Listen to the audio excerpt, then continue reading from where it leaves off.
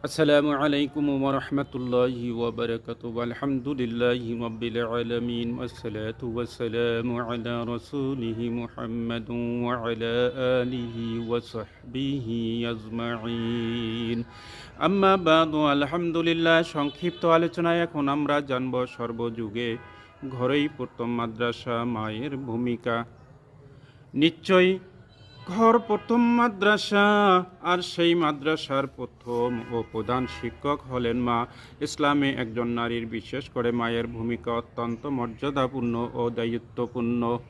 কোরআন ও হাদিসের আলোকে সংক্ষিপ্তভাবে নিচে তুলে ধরা হলো ঘরেই প্রথম মাদ্রাসা মায়ের ভূমিকা।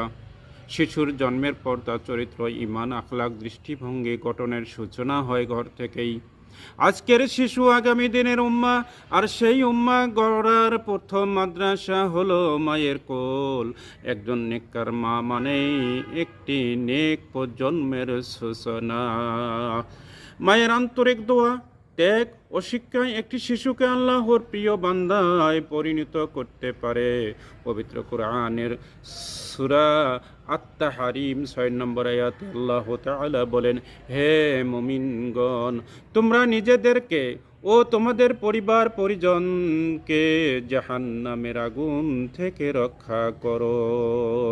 হাদিসের আলোকে রাসূলুল্লাহ সাল্লাল্লাহু আলাইহি ওয়াসাল্লাম বলেছেন, প্রত্যেক সন্তান ফিতরাতের উপর জন্মগ্রহণ করে, অতঃপর তার বাবা মাই তাকে ইহুদি, খ্রিস্টান বা অগ্নিপূজক বানায়। সহিহ বুখারী ও সহিহ মুসলিম। পবিত্র কোরআন ও হাদিসের আলোকে প্রমাণ করে, সন্তানের ঈমান ও আমলের ভিত্তি গড়ে ওঠে বাবা মায়ের মাধ্যমে। তবে মায়ের প্রভাব, দায়িত্ব সেখানে সবচেয়ে গভীর।